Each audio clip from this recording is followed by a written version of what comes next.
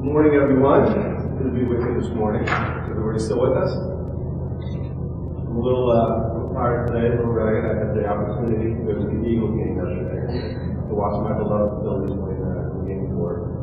So bear with me. I started at Hopkins just over 2 years ago, and was receiving many calls from women who were. And I didn't know who Root Berlin was. I kept coming in every single day, and I had one call after another. So finally, I returned the call. And she introduced herself as the senior director of the Beyond Pesticides Network.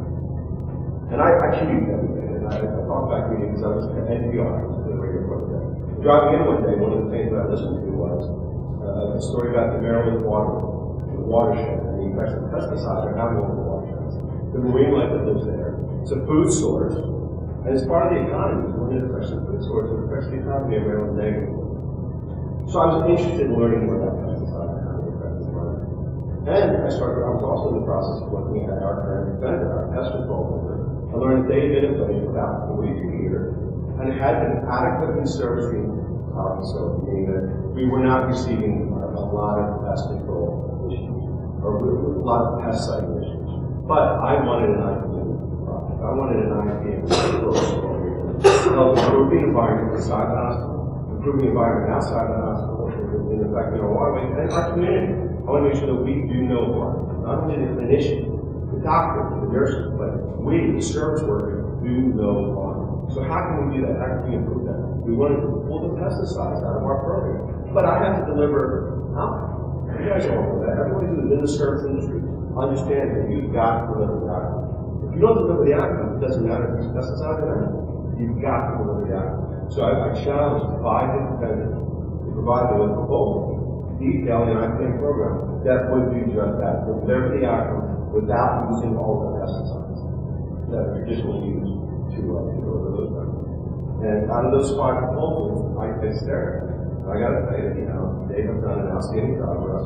It's value added to be able to deliver that outcome, reduce the pest control cycle, but also deliver outstanding high-quality service. That's just what they've done. Because I would pay a little bit more to get the right outcome with the right service, which means not only do you have to eliminate the pest problem, find the root cause. You'll see them in spray.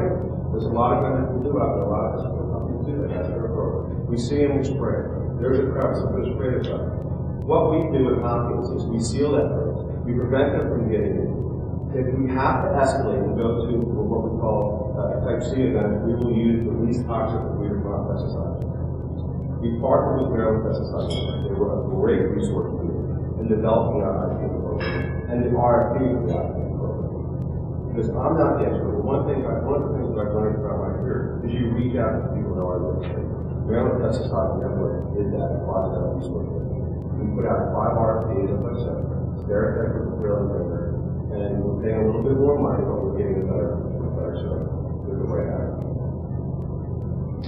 So we reduced our pest control reports in site by about 60%, which is outstanding considering where we were a year and a half ago. It was significantly higher. And we've done this with the almost complete elimination of pesticides in our environment, making the environment safer for the patients, making the environment safer for the staff, and the visitors in our community.